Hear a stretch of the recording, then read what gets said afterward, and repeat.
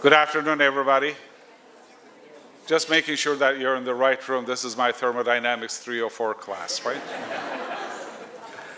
I'm so delighted to welcome you to this afternoon's Water Institute RBC Distinguished Lecture.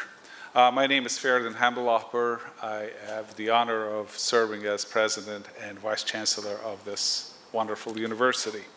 And before we proceed with this afternoon's event, it is appropriate to acknowledge and pay respect to the elders, past and present, of the neutral Anishinaabe and Haudenosaunee peoples. The University of Waterloo is situated on the Haldimand Tract, the land that's promised to the Six Nations people, the land that is along the Grand River. I want to start again by thanking Mr. Ray, Bob Ray, for being our guest lecturer this afternoon. I know, Bob, how busy things are for you, and we truly appreciate you taking the time being here with us on this very important day. I also want to acknowledge and thank our RBC partners. They made this lecture possible, but they've also a great supporter of the university and the Water Institute. I believe you had a very exciting morning this morning, and you had a number of speakers. Let me also take this opportunity to thank Kathleen Padula, Lydia Hoitchum, Deborah McGregor, and Kelsey Leonard, who share their views and thoughts with us this morning. Being the World Water Day today, first thing I thought about this morning, I said, this is a day that requires significant reflection. And especially, first thing I do in the morning, which I shouldn't be doing sometimes, I tell myself, I was watching the news as I was getting ready for the day, and seeing people in parts of the world, especially in Mozambique and Zimbabwe, and how they're still trying to come out of this devastating cyclone. But the first thing that everybody agreed that they needed was water. That was the most critical, most essential help that they needed. That was water. And that reminded me immediately that I should reflect, I should be grateful, I should appreciate and respect the glass of water I had in front of me that when I was watching the news.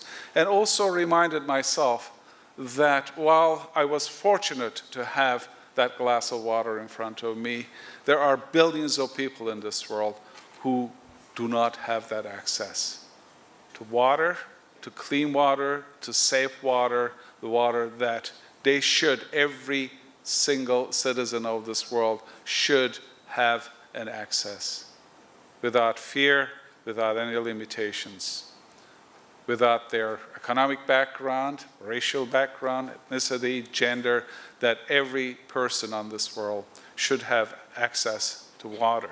And they don't. And that's why it becomes so critical, so important to what we do here at the University of Waterloo specifically, and at our institutions in general. I know we are making progress. We're making good progress because thanks to hundreds of wonderful people dedicated and looking at various aspects of water and telling us that, listen, it's not just a scientific issue. It's not just a technological issue. There are significant social dimensions to this. And that's the reason why Water Institute at the University of Waterloo has over 150 members that is spanning over all 6 faculties, that from economists to social workers to biologists to chemists to engineers. We are all involved in ensuring that our world will be able to provide everybody with this kind of secure access. And it also reminds us that we are nowhere near that position. as much progress we have made, there is a lot more progress to be made. And I can tell you that on behalf of the University of Waterloo, we are fully committed to ensuring that every single member of our community, but especially our colleagues, our researchers, our students, graduate, undergraduate students directly related to the Water Institute or not, we are also committed to making that, ensuring that everybody will have that access to safe, drinkable drinking water. We're going to hear a lot more from Mr. Ray this afternoon, but it's my pleasure to invite Sherry Vegg to the podium, and then on behalf of RBC, and she will share some of her thoughts with us. And Sherry, again, let me reiterate on behalf of everybody at the University of Waterloo, RBC's unwavering support to the water issue and support to the University of Waterloo. Thank you very much.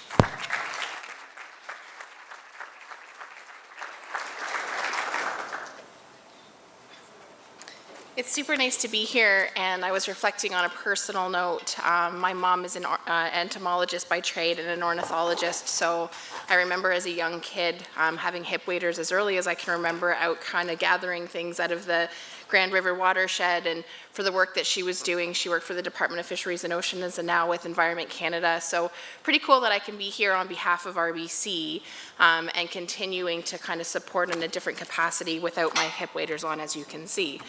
But it's an absolute pleasure to be here today. For those of you I haven't met, my name is Sherry Vegg. I'm the community manager here in Waterloo. So on top of managing the day-to-day in the 5 branch locations we have here in Waterloo, I manage throughout the community in all aspects of where we are needed. We're so proud to have the long-standing partnership that we have with the University of Waterloo, not only because of the outstanding work that this institution does to develop the leaders of tomorrow, but because we share a lot of the same core values and similar concerns when it comes to water protection. As we know, the partnering with the right organizations and institutions can help us collectively move the needle on issues most important to our communities. Fresh water, as we know, sustains life, and together we must protect it. When we first launched the RBC Blue Water Project in 2007, we had the vision to make a real impact within our local communities. Since then, as an RBC employee, I am proud to say that we have, through this commitment, been able to commit more than $50 million and support more than 770 organizations who also share the same value, protecting our most precious resource. The reason for our passion and commitment is simple. Everyone needs water. It doesn't matter where you live or who you are. We need water to grow our crops, raise our livestock, manufacture electronics, and produce energy. In fact, there's not much in this world that doesn't need water. We believe that protecting our water is the responsibility by shared individuals within our communities, our governments, academia, not-for-profit, and in the private sector. The RBC Water Scholars Program at the University of Waterloo is an incredible example of how collaborating with the right partners can help us all accomplish so much more. The university has a long tradition of excellence in training water specialists and equipping their graduates to deal with the growing complexity of modern water management. By training the next generation of water experts, meaningful advances in the world knowledge and water quality will be made. It's very exciting to be part of this collaboration. Thank you all, and congratulations to all of the water scholars being recognized today. And now I'd like to invite up Roy Brower, Executive Director here at the University for the Water Institute.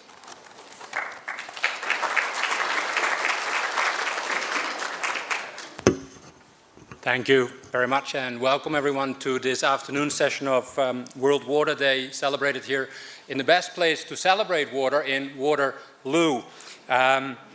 Thank you very much, President Ferran Haddadpour, for your opening remarks and your kind words for the Water Institute. We're very grateful to the University of Waterloo for its continued support of the Water Institute and its vision to start the Water Institute exactly 10 years ago in 2009 here on campus to connect the water research that goes on in all the 6 faculties, as Professor Haddadpour said, in the university. The Water Institute is a prime example, in my view, of the innovative, forward way of thinking that characterizes the University of Waterloo, namely that solving grand, complex challenges facing our planet, like climate and water crises, requires an interdisciplinary approach in research and education. And the Water Institute is proud to be the catalyst in bringing the available interdisciplinary knowledge and expertise together on campus. A big word of thanks also to the RBC and Shirley Fagg in particular, and its trust in the Water Institute in implementing the RBC's vision to enhance sustainable water management in Canada, and financially supporting us in the Water Institute to train the future generation of water managers here in Canada and elsewhere around the world through our collaborative water program. The most interdisciplinary water research education program in Canada, and probably the most interdisciplinary education program on campus, I dare to say. And we implement it by means of offering student scholarships, and we have a visiting scholars program that allows us to connect with and to bring to campus big water scholars from around the world to whom we then expose our students and our faculty to learn and to engage with them. And then of course we have the annual distinguished lecture also funded by the RBC. It's my pleasure now to introduce Mr. Greg Norris to you, host of the morning edition on CBC Radio 1 Kitchener-Waterloo. Greg is not only a radio personality, I found out, he's also a Canadian rock star, even though he just told me that he doesn't like to be reminded of it. He has his own band, the Cramdens, and he's a local from the region of Waterloo. Greg will introduce our RBC distinguished lecturer, former Premier of Ontario, Mr. Bob Rae. We're very, very grateful to have him here on campus today and moderate the fireside chat with him. Please join me in welcoming Mr. Greg to the floor.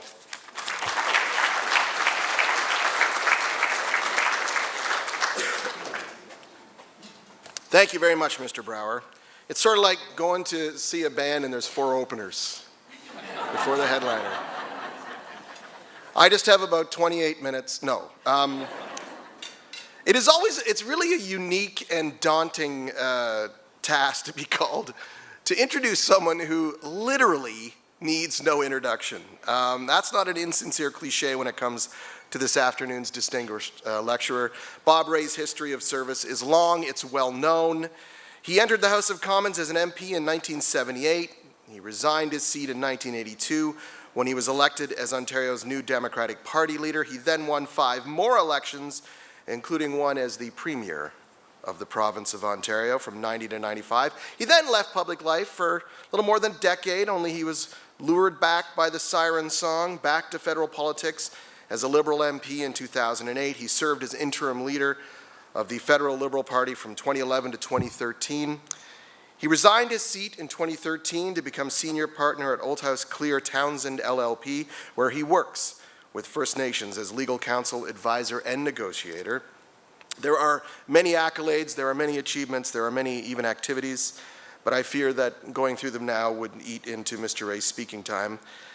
It is Mr. Rae's work with First Nations that dovetails perfectly with why we're here today, of course, given that his lecture is titled, What the Challenge of Clean Water at Home and Around the World Tells Us About Ourselves, Our Country, and Our Planet. Please join me in welcoming Mr. Bob Rae.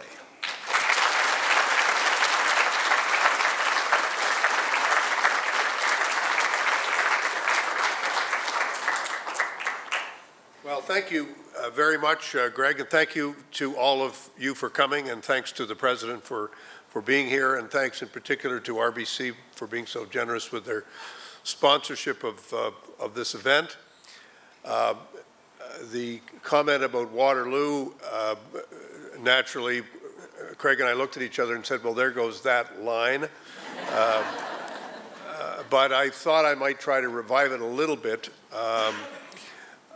And what I'm going to do is talk for a while, and probably a little longer than I say I will, which is a habit I've gotten into, and then take a lot of questions. I hope we can have a good discussion, and I know that Craig is going to put me on the hot seat, pretend that we're on an early morning radio program and talk things through there, and all of you are certainly going to be asked to talk about it as well. Whenever I talk about any public policy issue to my own students at the University of Toronto, where I'm doing some teaching, or elsewhere, I try to encourage people. First of all, you will notice that there are no charts on the wall. There's no media presentation. This is it. I may walk around a bit to entertain you, to move away from the microphone, but I'm really trying to just get all of us to think together about a few very simple and essential concepts in trying to situate the challenge that the President described, the challenge of the fact that there are billions of people in the world, many of them living in Canada, some of them living in Canada, who do not have access to clean running water, to drinkable water. And we need to figure out, why is that? How did that happen? How is it that we are now in this situation? And I always ask students to think, first of all, try and think historically about where we have been and where the treatment and organization of water sits in a number of different societies at different levels of development, and then to think globally at the same time.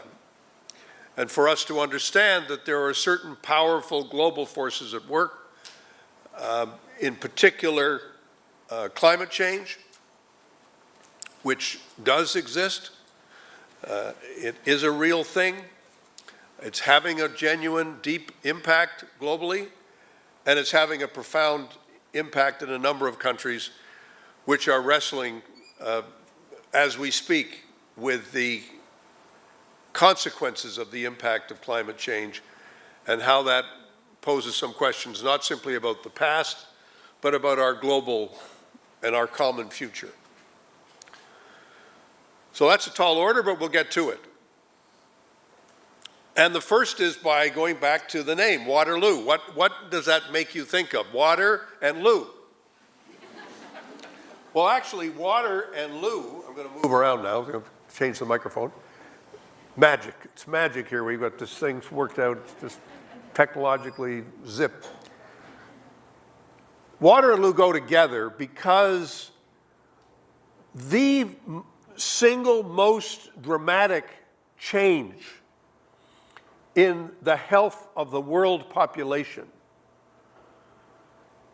began to take place in industrial societies when they realized that the health of the population did not actually depend on the number of doctors. It actually depended on the loo, sanitation. Sounds very simple, but it's extremely important to understand. The biggest single breakthrough in the United Kingdom in the middle of the 19th century were the decision to treat waste and the decision to treat drinking water. Once they had made the investments that needed to be made to make that happen, the health of the population was transformed. And the longevity of the population was also transformed. It was the decades between 1820 and 1870 saw the largest increase in the health of the general population and the increase in longevity for those two very simple reasons. It required political will, it required technological skill, it required significant public investment, and it had a dramatic effect. That experience has been followed in a number of different countries and places in a number of different ways since the middle of the 19th century. But the simplest way to assess how are we doing in this question of access to water has to do with the answer to these two basic questions. Are we treating waste and pollution? And are we treating the water that people drink? That's it. I know this will come as a major disappointment to a number of the engineers in the room when I say, and I say this to be a little bit provocative, it is not a technical issue as much as it is a political and social policy issue. That isn't to say that the technology is not closely linked. I'll talk about that in a moment. But it is to say is when you look historically and when you look comparatively as to how we're doing, why are there still billions who don't have access? It's quite simple. They don't have access to clean drinking water because the waste that they produce and the waste that their way of life produces is not being dealt with, and because the drinking water or the water that they're trying to drink from has not been properly treated. So now you can all go home. Now that answers your question. But actually exploring it in some greater depth is extremely important.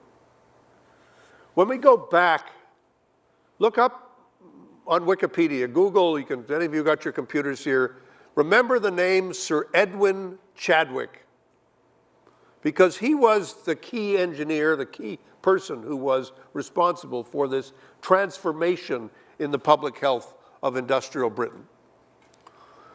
And he has his equivalents in all of the countries which have made these transformations. But now we have to understand that actually replicating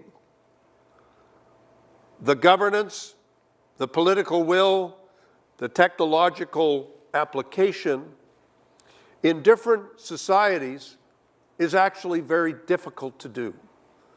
It's a complex issue because it requires a combination of investment capacity, of political leadership, and the technology that is appropriate and is going to work in the context in which it's being placed. So let me move from there to something that I know you were talking about this morning in the Indigenous panel, although I wasn't here for it. But I did want to give my own experience in dealing with questions around access to clean water in a number of Indigenous communities around the country. And I think when you look at how governments have responded to this, both federal and provincial, I think what you will find is that there is a view in government that this is a technological issue, that we need to get the right technology into communities, and once we've done that, we can check a box. And as you may know, I'm not being gratuitously critical here, but the federal government is making a big deal about saying, well, here's the number of boxes we've checked, and here's how we're going to get to where we need to get to, and here's the number of more investments that we need to make. When I left government in 2013 and went to work mainly up in northwestern Ontario, I went back to a community that I'd actually had a lot to do with when I was in provincial politics. When I started in provincial politics, it was known as Lansdowne House, and when I was starting to work back, it was known as Neskantaga. It's a community in the middle of the great north of Ontario, the middle of Treaty 9 territory. Lansdowne House was a trading post in the 18th and 19th centuries, and it's now a community of several hundred people.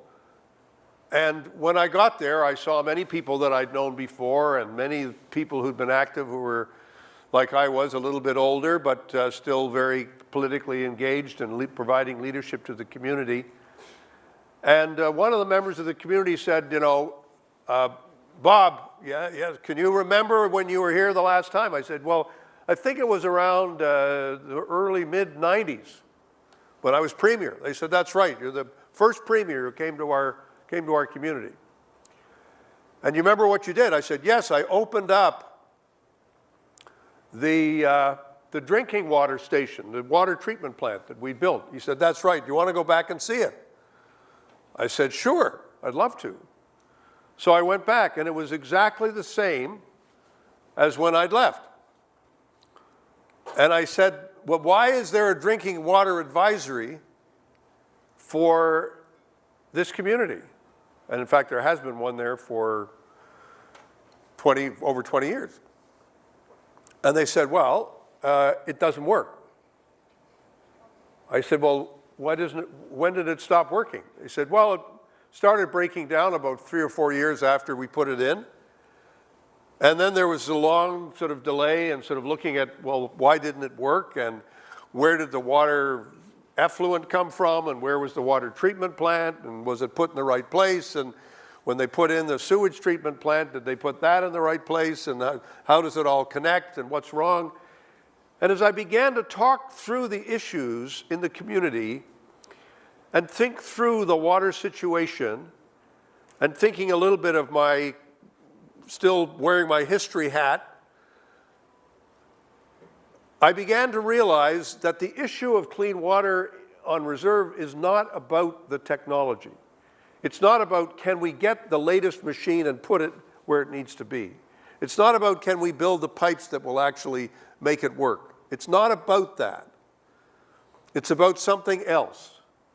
It's about can we create the governance, can we create the capacity to sustain a system that we're putting in? And that requires a whole other set of networks and ways of thinking and ways of understanding. When I say the politics, I don't just mean partisan politics. I don't mean that. I mean what's the governance arrangements and what's required to actually make it happen. And we don't have that. In many communities, we don't have it. Why? Well, because so much was taken away in terms of capacity, in terms of structure, in terms of training. So much was taken away over such a long period of time that you can't just instantaneously drop a piece of machinery into a community and say, there you go, clean water, it's there. And we have spent the last 35, 40 years, I don't know what the number is. It would be an interesting project to say, how much money have federal and provincial governments put into the technology that is actually not working or hasn't been working? It would run into the billions, I believe. And running to the billions, you say, well, then other people say, well, then this is just a waste of money. You say, well, no, it's not actually entirely, totally a waste of money. Whether it's a waste of money depends on what have we learned. What have we learned about what needs to be done? So, when we think for a moment about another W, Walker-Ton, we begin to understand that this is not, quote, an indigenous issue, because all on our own in Ontario, according to the O'Connor Commission, this is not Bob Ray political hack talking, this is reading from the report of Mr. Justice Dennis O'Connor, who wrote the report on Walkerton. The very simple conclusion that he reached was that there was a previous governance system, which was essentially provincial, which required regulation, required corporate memory, required somebody in some part of the province saying, you know, it's been raining a whole heck of a lot. That's going to have a significant impact on the runoff. It's going to have a big impact on the water quality. We'd better go around to these communities and make sure that the water's getting the treatment that it requires, because that's what happens in the springtime. Well, when you cut away that capacity, when you fire everybody in the middle of the system, and you say, well, now we're going to devolve the responsibility down to the community level, and we're not going to provide the regulatory governance that's going to actually manage how this system operates, well, we had a disaster. That's what Walkerton was. It was a failure of governance. It wasn't just a failure of technology. Yes, the technology failed, but why did it fail? It failed because people didn't go around and say, what are you doing here? And it's so important for us to recognize the centrality of the governance issue. The centrality of the question of the appropriateness of the technology and whether or not it's able to be sustained by the population you're asking and expecting to sustain it. These are lessons learned. So whenever governments announce we're putting this much into capital, and governments love to spend money on capital. They love to build buildings. They love to say, here's the new building, here's the thing. The question is, how do we sustain the building? How do we maintain the building? And then what does it take actually to maintain the system? It takes a culture of repair, it takes a culture of knowledge, it takes a culture of commitment. And then you've got to figure out, well, what's the appropriate level of government that's going to actually work? And one of the problems we have in the old treaty territories, in particular in Canada, is that we're asking very small communities of a few hundred people to run a water system on their own. And it doesn't work. It doesn't work. People leave, people go, people get training and say, oh, well, I mean, it's a very human thing, right? I've just been trained, I can do this, but if I move to Thunder Bay, I can do it and make more money. I can provide for my family, so I'm gone. So what's left behind? Who's running the system now? And these are like simply practical, day-to-day things that we need to look at and say, are we creating the governance and the self-government and the sustainable finances that will actually allow us to do this job? Because creating a water system requires money, requires people. But I go back to this question, it requires a culture, a memory, a cultural memory of how did we do this before, how do we do it now? What is the training system that's going to allow us to do it? And for Canada, it's an important moment because we need to understand that within our own country, there are a number of countries or jurisdictions, units of government that are developing. And it's not their fault. When we look back and say, what's the history of this relationship between Indigenous and non-Indigenous people in Canada, just read the Truth and Reconciliation Commission one-volume report and then understand why we're in the situation that we're in. But water is at the heart of it, because if you don't have clean water, you have illness and you have disease.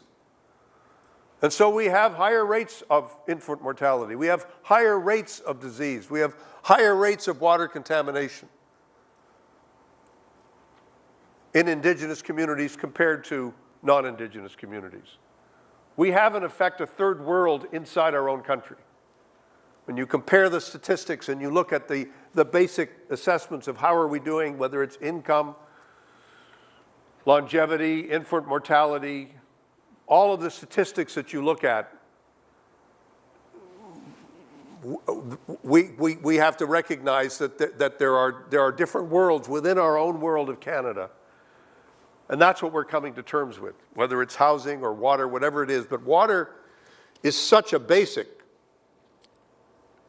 such a fundamental part of life itself.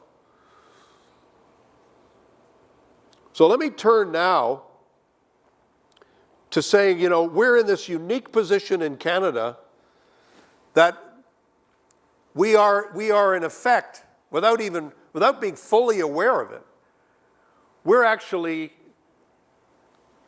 in the middle of a development process just as much as if we were to go to Guatemala or to Zimbabwe or Mozambique or anywhere in the world and say, wow, this is a society with real development issues, where there's real deep poverty and where there's a real absence of resources and a real challenge of all the things that I've described in terms of capacity and technology and governance, all of them in place. But we're a unique situation as a country because that's who we are. We've got our feet in both places. And as we saw from the Walkerton example, even in developed, quote, societies, the most developed part of the world in southern Ontario, one of the most technologically advanced parts of the world, not very far from here, we had a water crisis that killed people because we didn't have the right governance. We got sloppy on the governance side of things, and we paid a price for it. People paid a price for it in terms of their health. Globally, the statistics are terrifying. Population in the world, 7 billion. Several billion people do not have access to clean drinking water.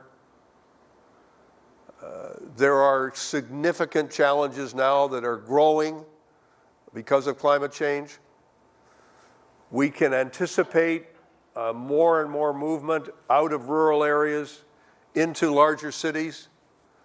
We can anticipate more social conflict, more violence, more potential wars because of climate change, because of scarcity which climate change creates, because of the dynamic of the social change that it creates, and then more fights over water. There are significant battles over water. In the Middle East, there's a significant fight over water. In North Africa, there's a significant fight over water. One country decides to build a dam on the Nile. The impact on the whole rest of those who are living on the banks of the river is affected. We see it. We can see it globally. So where should we be focusing then? What should we be doing as a country, and as an institute here studying water? Where is the best place for us to think this issue through? And I hate to be preaching only from my own favorite perspective, but it is this. It is that we need to understand how these things come together. That sustainability and prosperity and social justice all go together as objectives of public policy. That you can't simply focus on one at the expense of others. That, if you like, from the beginning of industrial society, we focused a whole lot on prosperity and didn't think a lot about the pollution that was creating, and didn't think a lot about the social injustice that it was creating. We then focused more and more of our attention on the social justice side and said, well, we got to deal with the worst aspects of pollution, but now we're deep into a crisis of sustainability as a globe. So when we look at water, we look at, well, what's happening to the oceans? What's happening as a result of climate change?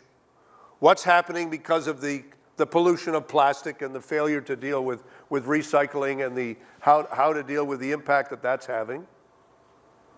And we're dealing with a broader issue of sustainability, which is, can we pass on to our children, our grandchildren, our great-grandchildren, can we adopt and adapt 7-generational thinking to how we think about the interventions that we need to make to ensure the sustainability of the planet?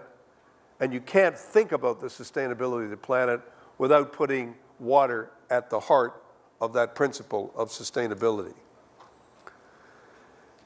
And it seems to me that that is something which we as a country, we as Canadians, should be saying to ourselves, we're in this unique position where we have great engineering skills. We are a big infrastructure country. Question now is, can we be effectively a smaller infrastructure country? Can we be looking more at the innovation that can actually be quickly adapted to the needs of communities? And can we link that to better systems of governance, training, and use the language of sustainability to not only be talking about the environment, but to be talking about the solutions that we're providing? To go back to my story of going to Neskantaga, I would be the first to admit, to say, we didn't spend enough time thinking about what is the sustainability of what we're doing. We didn't do that. You know, I had a wonderful trip to a company that's doing a lot of work in highly advanced technology, and it was really an inspirational leader, and he was talking away, and I said, you know, how do you decide who you're going to hire? And he said, oh, that's easy.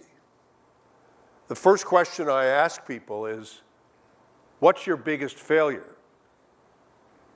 I said, oh, that's interesting. Why do you ask that? He said, because if you haven't failed at something, you won't have learned anything, and you won't figure out how to change and how to make success happen. Nothing's more useless to me than somebody who's only known success. I want to hire people who've known failure, and failure is not a person. Failure is an event. I said, well, can I have a job working for you? But seriously, we have to learn from our mistakes.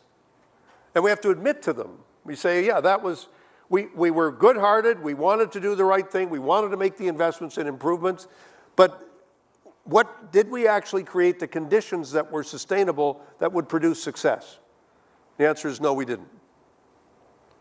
But it's a little troublesome if 30 years later we say, well, are we making the same mistakes all over again?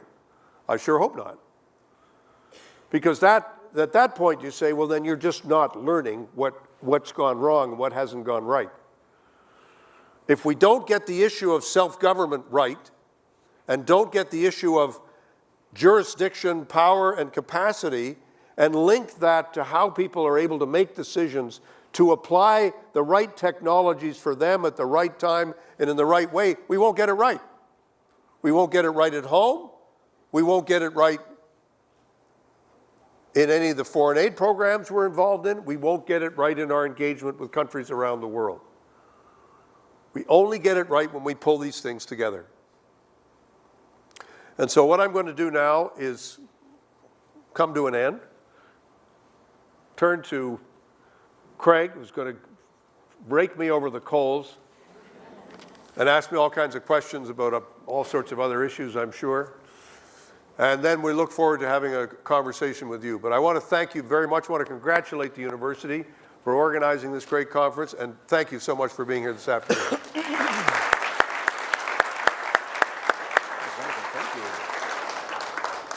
Thank you, Mr. Ray. It's not going to be raking over the coals. We're going to just chat for a bit here. And do any of you have questions you'd like to ask? Well, think about it. Really, none so far. Okay. Okay, yeah, just think about it. And we'll, there's mics floating around. Who has the microphones? Just so I want to make sure they're, okay, we'll get to you in a second. You talk about training and sustainability. Inevitably, that means resources and money, yes. Right? On First Nations, for First Nations communities, I think that the big disconnect here is that's inside provinces, that's a federal responsibility, correct? How do we shake loose the relationship between the federal and the provincial governments? Let's start easy. Yeah, it's an easy one. You've worked in both. Yeah. How do we do this? How do we foster a sense of collaboration between the two? Well, it's so important, you know. I mean, one of the things that's starting to happen that's actually, it could be encouraging, is there is in the province a lot of expertise in water management and water development. Aqua is a very successful institution. A very wise and far-sighted government set up this institution. And Which I can't. government It was a young guy. was it in the early 90s? Young guy had big glasses. Oh, he had the big hipster Yeah, glasses. big hipster glasses. The purpose of setting up Aqua was precisely to allow the province to share its expertise more widely with the communities across the province. But because of this jurisdictional issue, Aqua has never had a really in-depth relationship with a lot of Aboriginal communities in the far north, for example. So that's a real problem. But these things are solvable if people are prepared to say, we want to spend as much on quote, soft services as we do on the hard services. So governments traditionally are good at I'm sure in a university you identify with this, governments are very good at building a building, and then they'll say to the university, and you can, that's your cost. You pay for the upkeep and everything else. But if the budgets don't adjust to do that, and the big problem we have with water systems is we don't spend enough money on training, and we don't spend enough money on keeping people working in the system. So if you say, for example, well, we need one, my example on reserve, if you say, well, we need one water manager in every community, and the answer is no, you don't. You need 2 or 3, because if you only have one, what happens when he or she gets sick? What happens when she wants to go on vacation? What happens when she wants to go on mat leave? This is like basic human resources 101, You can't just say that's one, we got one, and we need one over there. You say, no, you need 2 or 3 or 4 people who are in the system, who are getting trained all the time, who are able to substitute for the other people who are not there. And if you don't do that, you will find, and I make this as, not too much of a big prediction, you will find that the check marks that are on the system for saying, here's the number of new water systems we've approved, the check marks will have to come off, because you'll have another boil water advisory in a few months or a few years, because you haven't created the sustainable governance and training systems that you have to create. How is that created? How do we do that? Well, they're starting to do it. It's starting to happen. On reserve, there is more training going on. The other thing that's happening is certainly in the old numbered treaty territories like Treaty 9, Treaty 3, what you need to do is create tribal councils that have more authority and get the communities to agree, well, we'll let the tribal council take responsibility for coming in and helping us fix this up at a bigger level, but that then means that the governments, federal and provincial, have to fund the tribal councils. And right now, the federal, provincial governments are not funding tribal councils. Everybody's stuck with the Indian Act.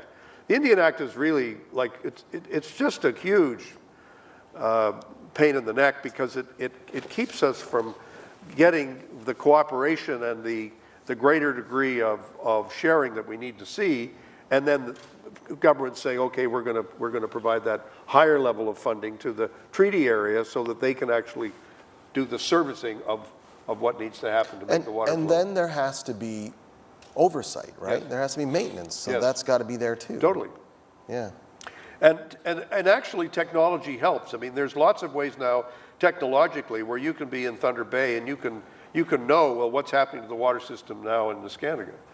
But that's great, but if you don't have the human systems that say, okay, now what are we going to do in response to that crisis? And how do we deal with the underlying issues that are leading to that? It doesn't get fixed. And I think, I would suspect, and I don't actually know, but I would suspect that what we're seeing is replicated in a number of post-colonial societies around the world. That it's not unique to us, but this is a very common situation.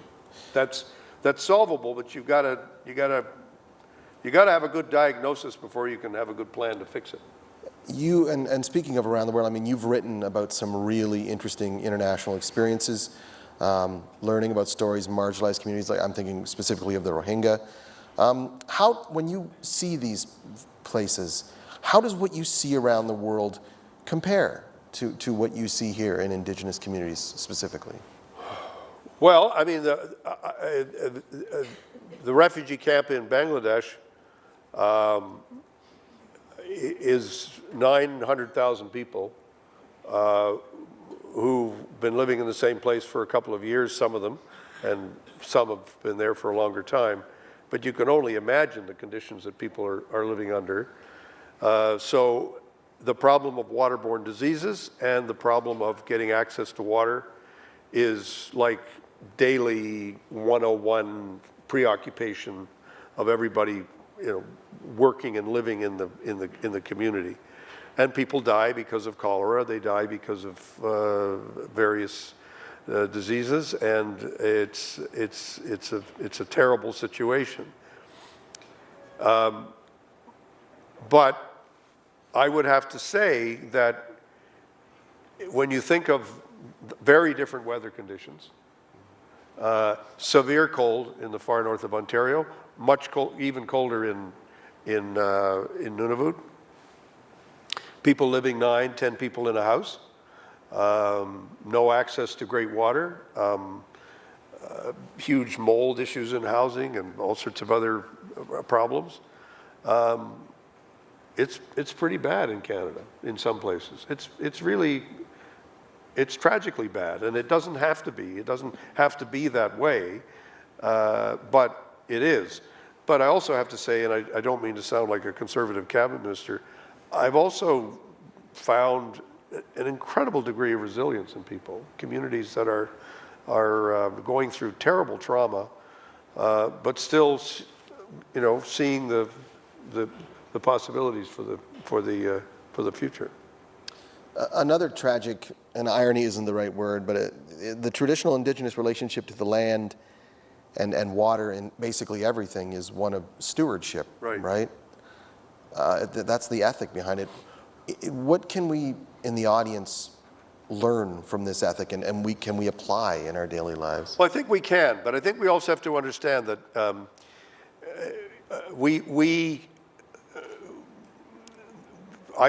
there's a difference between jurisdiction and jurisfiction. We talk a lot about self-government and we talk a lot about empowerment, but if we don't actually do it, then it's all a bit of a fiction. If you say to people, well, you're the stewards of the land, they say, well, how? Like, what do you want us to do? Like, we don't have the means to be the steward of the land. You're not giving, and some people say, well, are you saying it's all about money? Well, actually, a lot of it is about money and resources, but it's also about how can we build the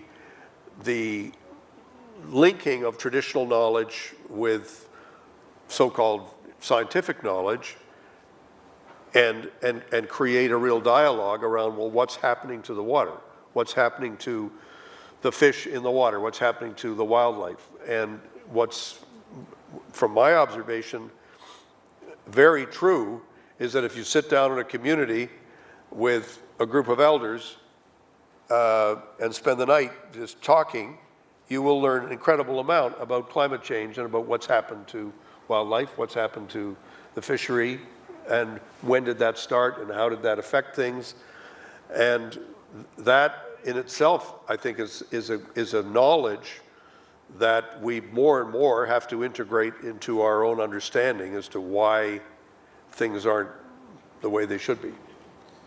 And the government can say that, you're stewards of your land until there's something on it we want. Well, that's right. I mean, that's actually the deal that was struck in the treaties.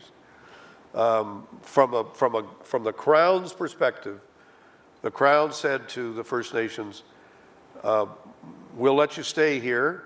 You have to stay on reserve. You can fish and hunt outside the reserve. But when we want to use that land, it's not yours, it's ours.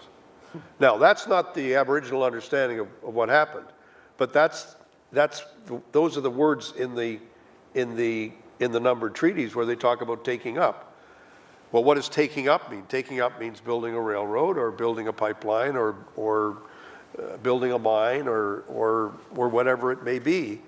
And when we look at the history of development in Canada, the First Nations were marginalized by the development. The First Nations were not able to take advantage of it.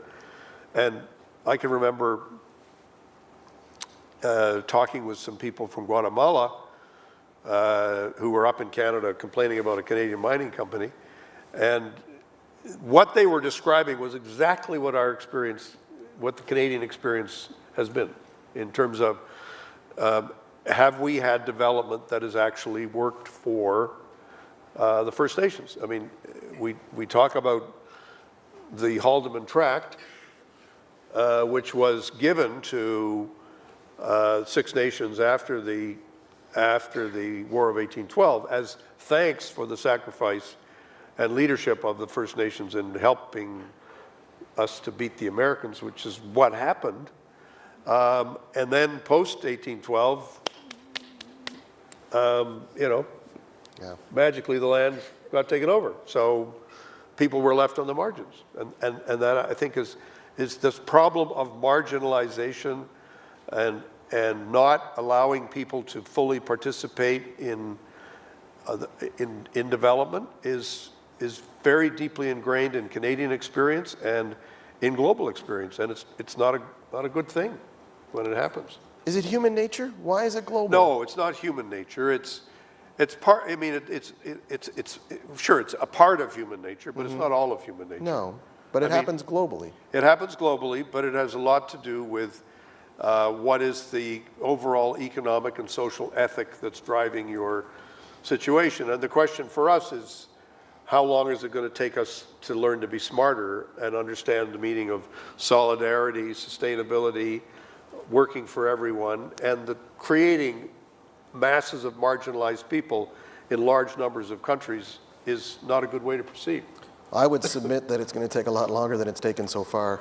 I don't disagree with you, but I mean, it doesn't. I don't assume that these problems are going to be solved in my lifetime, but I do think we have to understand the path that we're on together, and live and work in that path in a positive way. I believe that very strongly. So you're optimistic?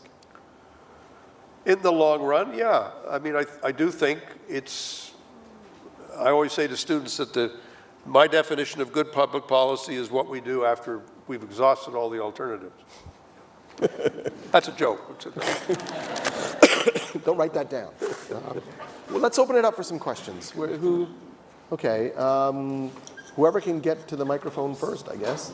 This lady here's got one. Which one? Right down here? You can. Oh, actually. Oh, okay, Nathaniel, you can take that one up there first. We'll take it, and then we'll take you next.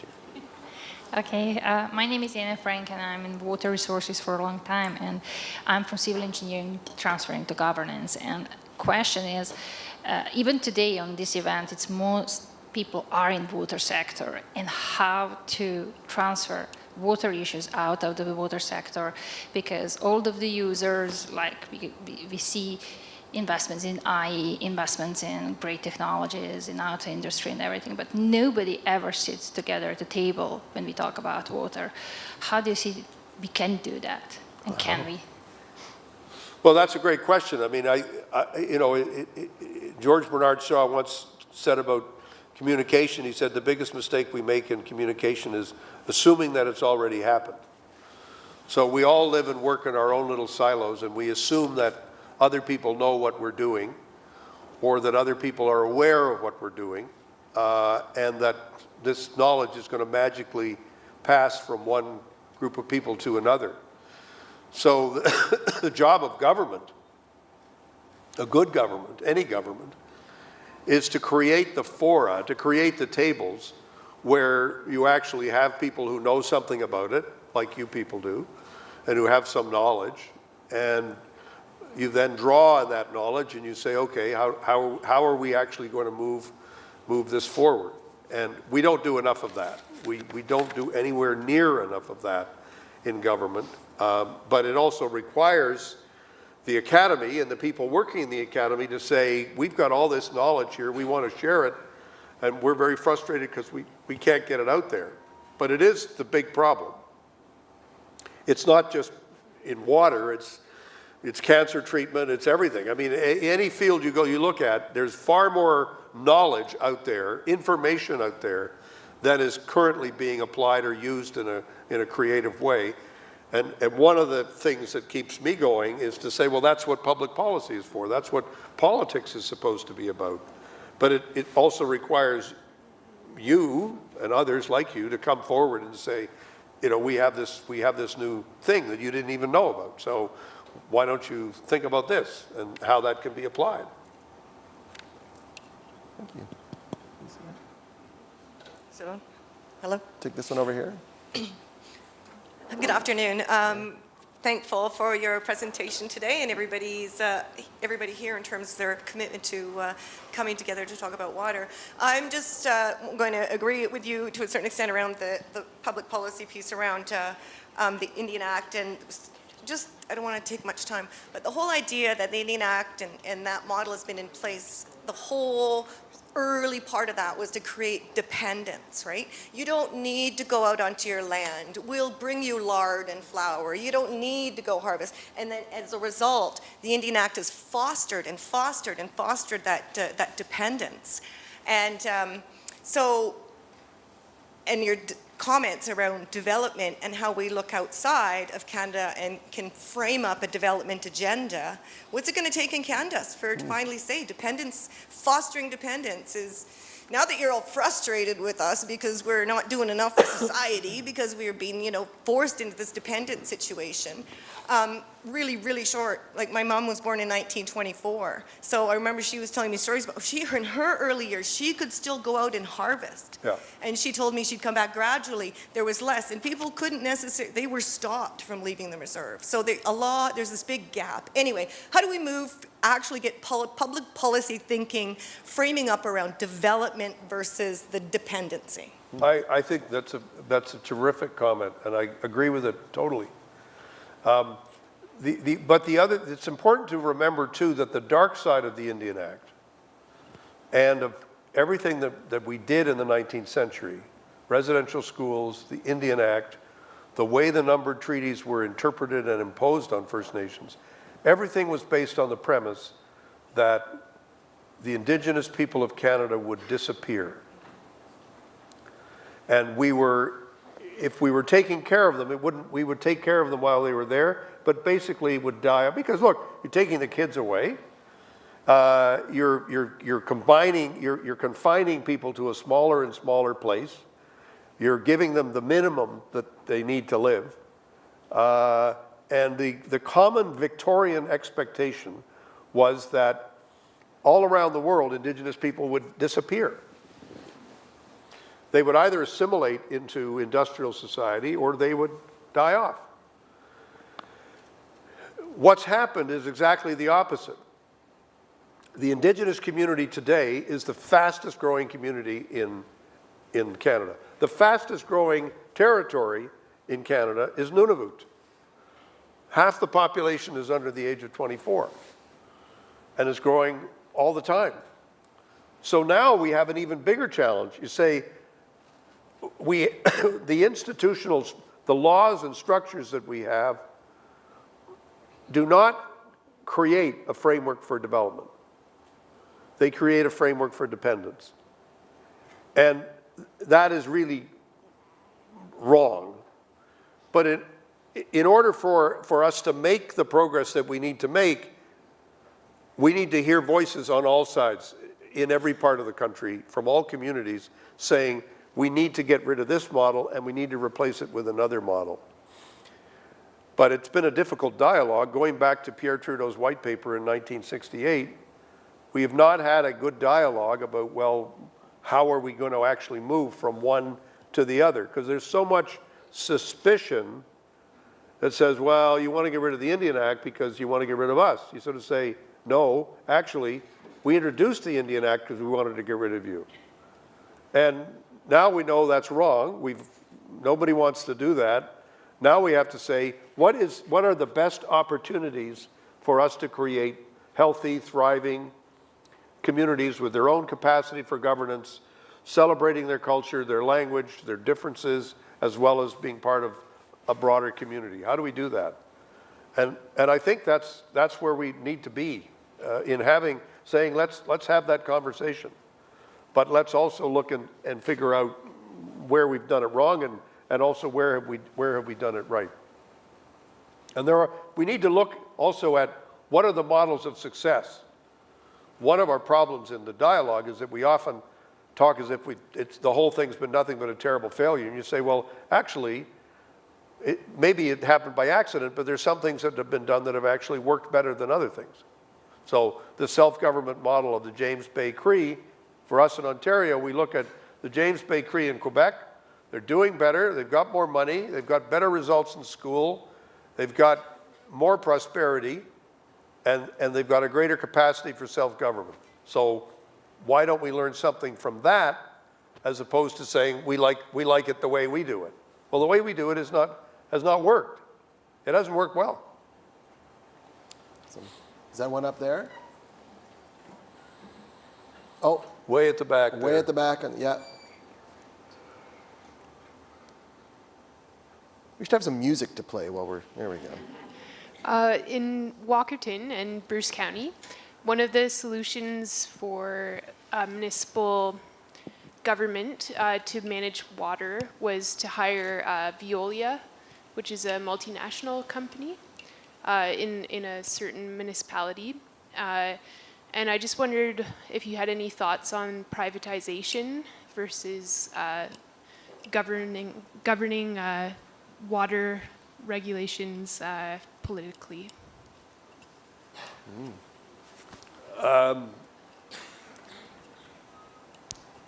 Well, I'm going to perhaps surprise you a little bit when I say my personal preference is for publicly owned and regulated utilities. That's my personal preference. But we need to understand there are many parts of the world where they have other systems that actually work okay.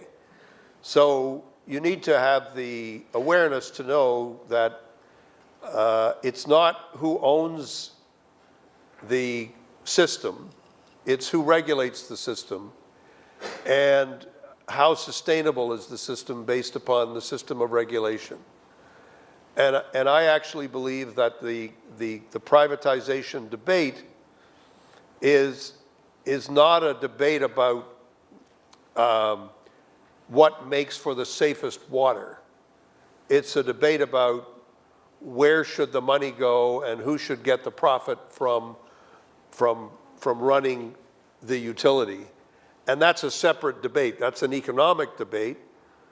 And my preference is to have a publicly owned, sustainable system that is able to take advantage of and be aware of the latest technologies and what's happening in other systems around the world.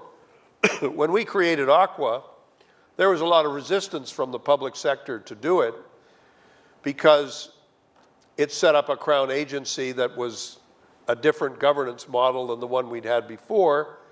And the reason that we did it was because we felt that some of the expertise of Aqua, or in our provincial regulatory system, was locked in.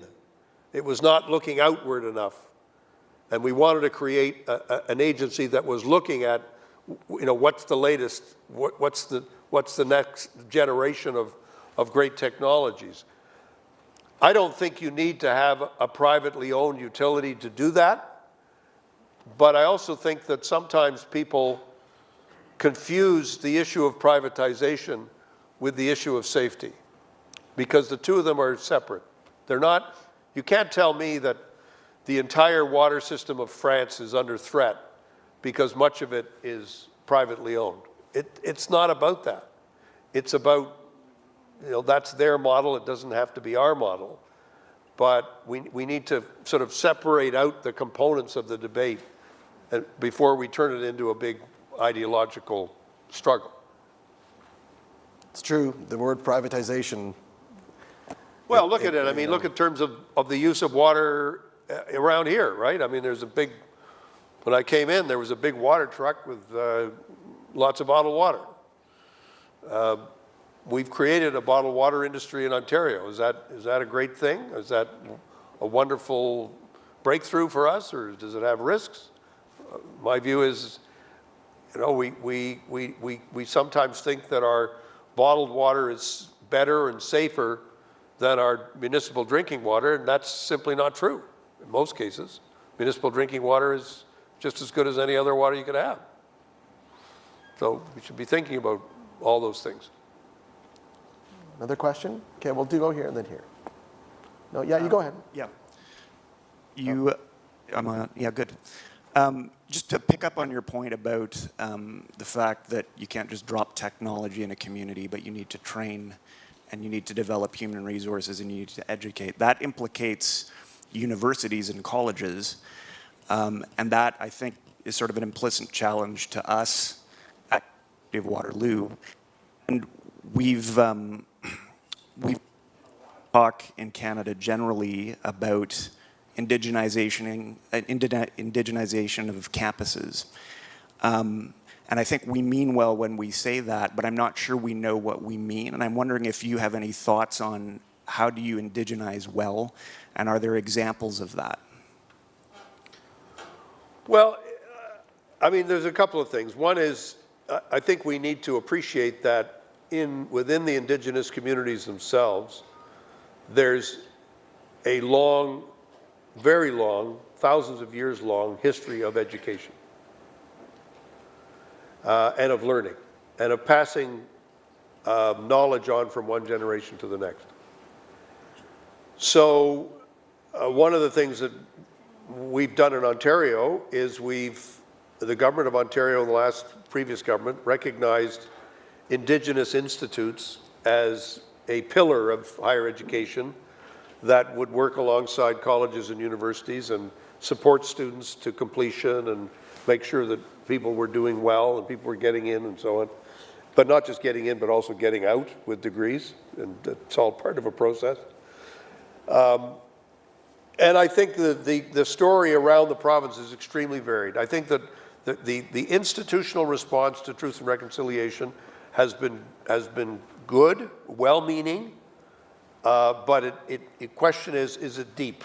And are there people really willing to make the changes that are going to be required if we're going to actually make the progress? So, for example, when I did the review for Premier McGuinty 11 years ago, one of the things that was very clear was that rates of participation were going up among Indigenous students. Rates of completion were not following as fast. In the last 11 years, we've made progress on completion. But that's a good example. It's almost comparable to the water situation. You say, okay, we're getting students in. That's not the point. Is the student level of satisfaction high enough so that people actually feel this is their place and they're comfortable here and they can learn here and the learning can adapt to their situation? When Yukon College built its housing 20 years ago, the cabinet had a discussion around the table about what would the housing look like. And the women members of the government said, well, you're going to have room for a lot of kids, and you're going to have room for parents and grandparents coming in, because it's different. It's not like 18-year-olds turning up and going to university and living in residence. It's about a woman of 25 who's been out of the workforce for a long time, coming back in to get training, and she's got 2 or 3 kids. So, and who's going to take care of the kids when she goes to school? Maybe her sister's going to move in. Maybe her mother's going to move in.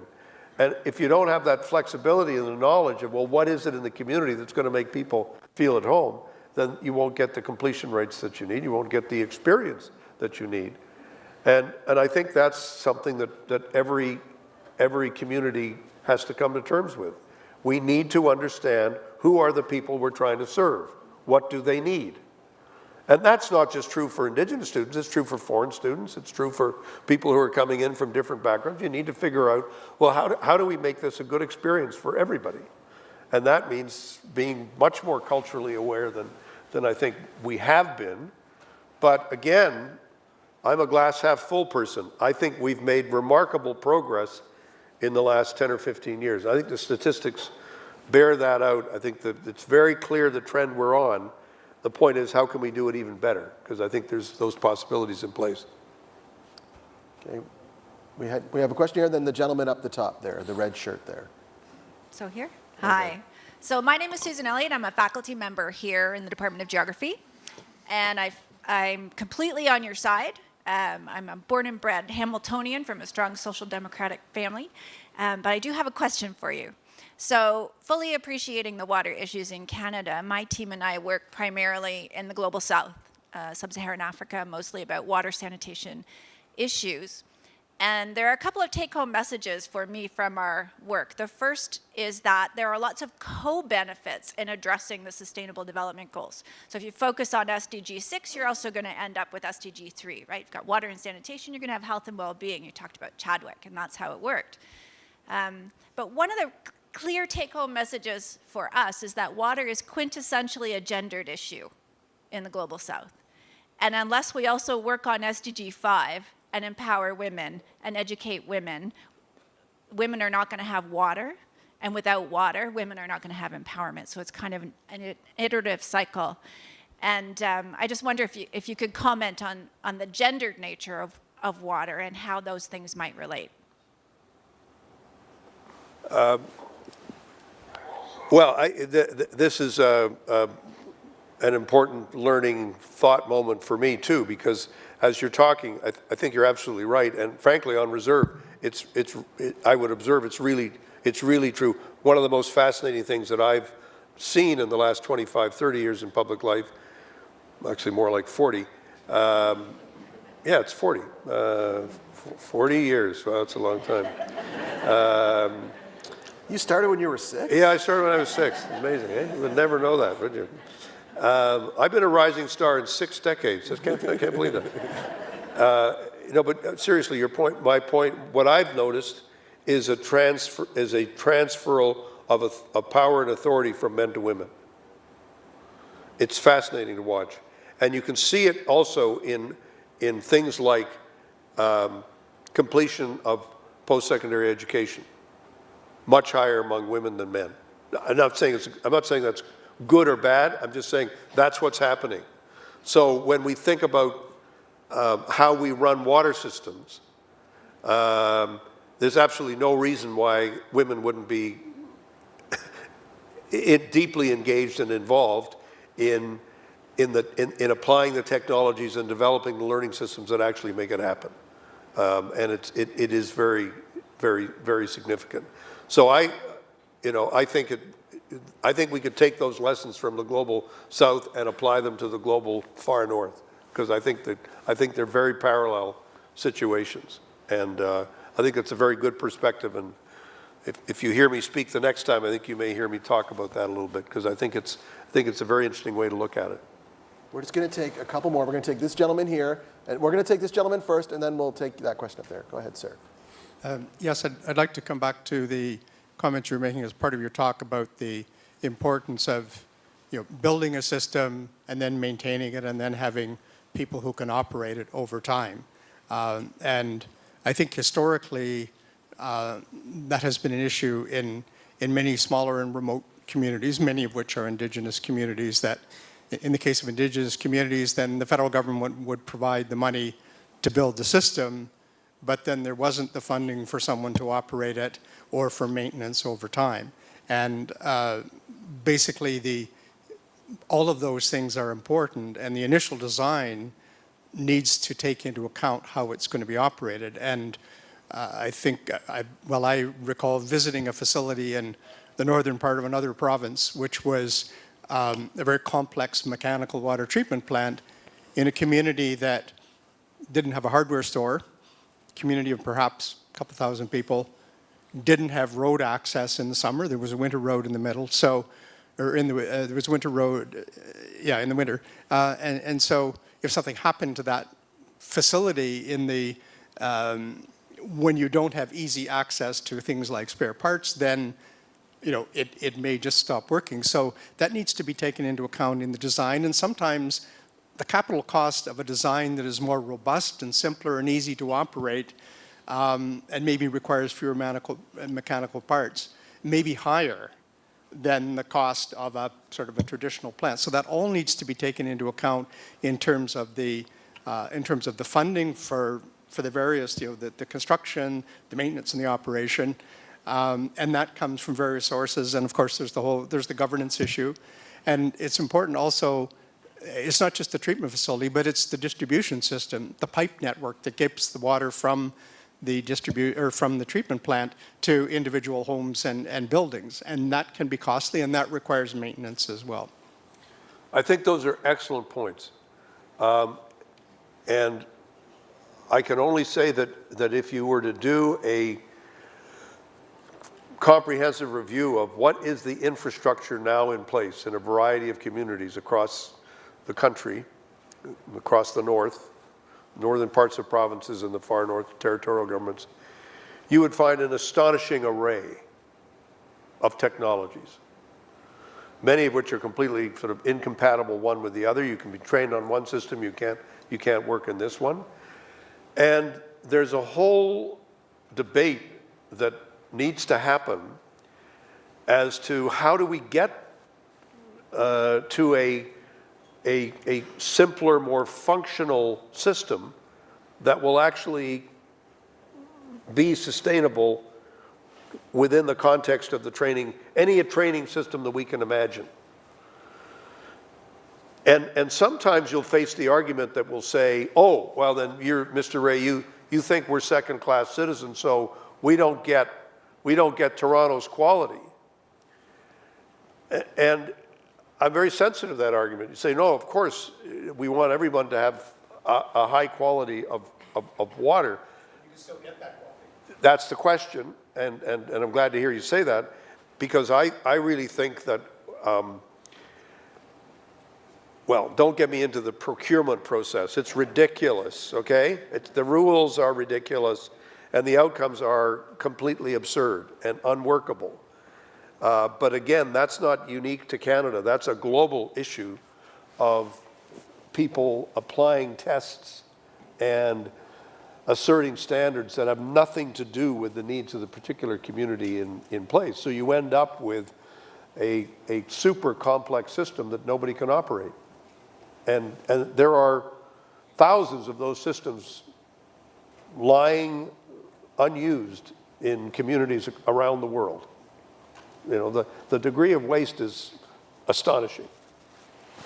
We are going to do two more. We're going to do that question up there and then that question over there. So, yes, sir. Right, thanks. I want to take you back to the governance issue and in relation to what you've just said in terms of needs and waste. I think part of the solution has to be involves getting away from the needs-based assumption. These communities need, and rather turn it around and say, what are the assets that communities have? If you want to look for what will work, why not ask the community? And we still have this, bias towards science and tech and high, all of that stuff, which makes the conversation uneven. And I think, really, if we're serious about sustainability in far-flung places, in the remote areas and so on, it has to involve communities taking stock of what their own assets are and moving from that basis, not coming with the machine that goes ping, but listening. I mean, we're back to governance and appropriate platforms. The part of the conversation involves, probably most important part of the conversation involves listening rather than speaking, which is why I'm going to stop now. Well, I couldn't agree more. And to me, I'll confirm your view by telling a story at my own expense, which I do quite well, actually, because There's so many examples of it. The very first trip I took to the far north of Ontario was in the company of a great MPP named Jack Stokes, who was MPP for Northwestern Ontario. And the first year I was elected leader of the provincial party, he said, next summer I want you to come up north with me and see what's going on. And we went into a number of communities. And I remember the first community I visited was a community called Kingfisher. And we got in late because the flight had been delayed. It was a fly-in community. We had to come out that afternoon, so we didn't have that long. And went into a meeting and shook everybody's hand, and then was introduced and started talking, and then began looking at my watch and saying, it's time to go. And so we got back onto the plane, and Jack said, well, what did you think of that? I said, well, I thought it was pretty good. I thought I was got my points across. And he looked at me, he says, I won't tell you what he actually said because it wouldn't make it onto the internet. He said, you were terrible. I said, what? He said, you were terrible. He said, you know why you were terrible? I said, no, obviously not. He said, you didn't listen. You didn't ask them. And I said, you're right. And I felt terrible about it. And I've always taken that lesson, not as much as I can. And the second thing he said is, and you need to appreciate that in Indigenous communities, silence is not a bad thing.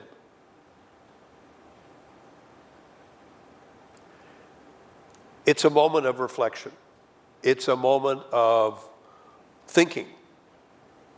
So in my nervous sort of cultural way, if there's a moment of silence, I'll just fill it in. Say, well, let's get, talk about something else, tell a joke, whatever, because you can't have silence. It's got to be a conversation, it's got to be noise. And he said, no, you've got to understand, and you've got to appreciate that. So for me, my public life has been partly a way of experiencing other cultures and learning and saying, oh, okay, that's an important lesson to learn. And I hope that I've been able to apply it in going into communities, because I really do think it is part of the answer, is figuring out what does the community actually want and listening to what that is, and then figuring out, well, how does that get done? And part of the problem with the Indian Act dependence, which we've talked about, is that it's the assumption that the white guy is going to come in on the plane and have the answer, and then he's going to leave on the plane and come back with the solution. And it doesn't work. It's a model that doesn't, that model is completely broken. And actually, it's our Supreme Court that has said very clearly, you have to accommodate and you have to listen. And even in the last pipeline decision that the federal court made, basically what they said was, you didn't listen. You went to meetings, you took down notes, but you didn't listen. And that's something that we have to learn from. We're going to take one final question up there. Thanks, and thanks for being here today. I should introduce myself saying I'm an engineer, but my daughter married a guy who was a Kenyan member of parliament there. So I've been doing work in Kenya, and it's very much like northern Canada in some ways. But you've talked a lot about sort of appropriate versus sustainable. And to me, there's another piece there, and maybe you can comment on how you sell people on and educate them perhaps. What people think they want, they may not understand. Like in Kenya, people want water running through their houses. And they may not understand that if they have a lot of water running through their house, suddenly then they have a huge problem with waste disposal water and all kinds, and maintenance and sustainability and all of those kind of things. If you go with a simpler system, it may not be what they want, but it may actually provide them with better access to clean water. So how do you deal with those things? And in some ways, some of it's education. How do you educate people to want what's sustainable, I guess? Well, it's a part of a conversation, because what people want is often what they see on television. And one of the things we need to understand is that I think this is what lies at the heart of the human tragedy that we see with suicides and other profound issues that we face in many, many remote communities is that people can see things on the internet, they have complete access on television, they have full access to what the world has to offer, and then they step outside where they are and they see something that's completely different. And I think this creates a huge emotional challenge for children, particularly when in many cases they're facing such difficult emotional situations in their own lives and at home. And that I think is what creates so much of the challenge that we now face. I think on the issue of water, for example, I think you're absolutely right. If you go to any community and say, what would you like? People would say, I want the best system in the world. I want running water, I want this, I want that. And you say, yeah, that's great. Now, how are we going to deal with the sustainability? How are we going to deal with the maintenance? How are we going to, oh, well, you just want us to have a second-class system. You say, no, we want people to have a system that actually works and operates. And I think, like all education, it's a two-way process. It's not just one person coming in and saying, this is what you need, this is what you're going to get. It's about having a real dialogue around the implications of one thing versus another. And frankly, all of us learning from the experience that we've had over the last 60 years, 70 years of providing the technology into a number of communities and seeing how does this work. And we have to learn something from the collective experience that we've had and say, well, what works and what doesn't work. And we have to be much tougher about understanding what doesn't work. Mr. Ray, thank you very much. Thank you very much. Thank you. Now I believe we'll ask Mr. Brower. We'll ask Mr. Brower to return to the podium if he promises not to talk about rock music. Thank you very much. Thank you very much, Mr. Craig Norris and Mr. Bob Ray for this inspiring lecture and fireside chat. So at the end of our World Water Day, I'd like to say a few more words of thanks to all of our participants, especially Indigenous elder Lila Bruyere, who opened World Water Day this morning with a very impressive and solemn water prayer. The Waterloo Indigenous Students Association for their wonderful water song that followed. The Indigenous Women panel this morning, Kathleen Padullo, Lydia Hitzwom, Deborah McGregor, and Kelsey Leonard. And not to forget Jean Andre, the moderator and Dean of the Faculty of Environment, and all the students who shared their water research with us through poster and lightning water talks. It's important to celebrate World Water Day and stand still now and again for a moment to acknowledge the importance of having clean water. Water is a source of life. We cannot live without it, and there is no substitute. Although I look at water as a water resource economist more often than I probably like as an economic good, it is a common public good with important social equity issues related to it. We all know that not everybody has access all the time to clean and safe drinking water, and we heard a lot of examples of that here today. A fact that may be very hard to imagine if you're born and raised in a large city in a developed country. Water needs care and stewardship from all of us. It starts by educating young children. I never forget the lesson that I learned when I was a kid in water-abundant Holland, that I should not brush my teeth with the tap running. I can tell you that that was longer ago than I like to remember. A simple but very valuable lesson for life that we transfer to our children, and they transfer that to their children. Canada has plenty of water too, or so we think. However, its quality is deteriorating, and a crisis is looming if we don't act on what we observe here around us. And how do we avoid moving into the direction of a tragedy of the commons? And that's why World Water Day is here, and why it is so important to raise public awareness, and sometimes also of those researching water and teaching about water, and to remind us why we do what we do. Thank you all for celebrating with us, and I want to thank especially our sponsors who exhibited outside of this room, and I want to say a special word of thanks for the Water Institute team for putting this program together for us today. They're all here in the first rows: Kevin Beamer, Ali Dewsum, Nancy Goucher, and Marianne Hardy. Please join me in giving them a big hand of applause.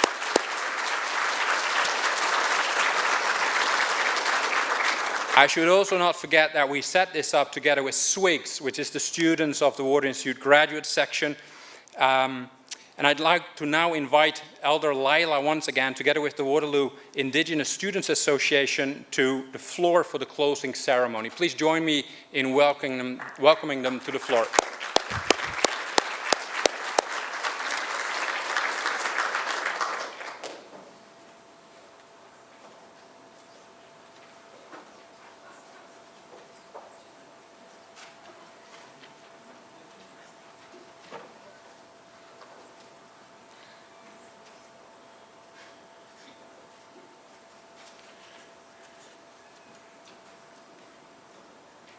Bonjour. I'd like to stand up here and get radical all about this, but I won't. No, I'm just kidding. I'd like to acknowledge the water that's still present here. We got some water with us, and we had this here all day, so we'd like to acknowledge that. And we're going to close with a song, and Sean's going to explain to you about the song. My